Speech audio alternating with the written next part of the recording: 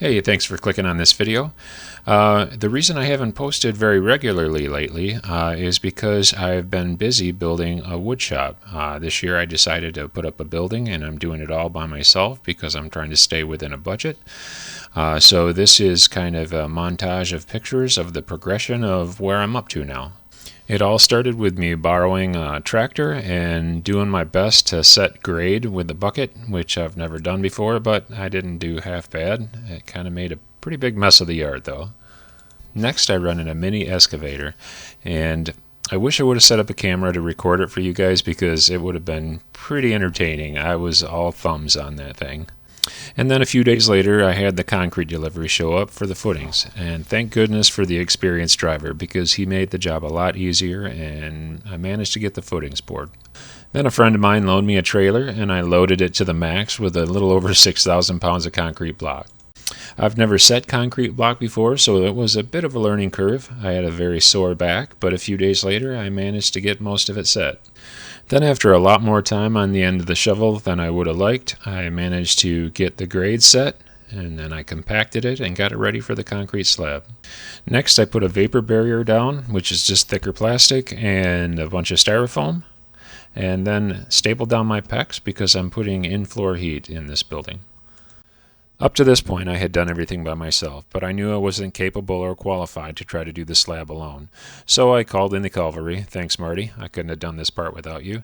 And he spent most of the morning into the afternoon getting the slab done. And then that evening I was able to set the 4-corner block for the next course. I kept the slab wet for a few days and managed to set the rest of the concrete block. I was so happy to be done with block for this part of the job. Then my lumber delivery showed up and I went to town on the walls and the trusses. It took me 3.5 days, a little hard to do by yourself, especially setting trusses, but I managed to get it done. Then there's going to be a 6-foot overhang on both sides of the building. One is going to be a covered porch, the other side is going to be a lumber storage area. So I rented an auger and augered some holes, which was terrible, but I managed to get them dug, and then I started setting posts. Then I built a header for both sides, set it on top of the post, and started running my rafter tails out. Then I had some nice weather, and I was able to get the eaves framed in. Then in one very long day, I was able to get all the sheeting up on one side of the roof, the tar paper down, and all the purlins. The next day I screwed all the metal down on that side of the roof and was able to get back and sheet most of the other side of the roof. One more day and I was able to finish sheeting that side of the roof, got the tar paper, the purlins, and all the metal screwed down.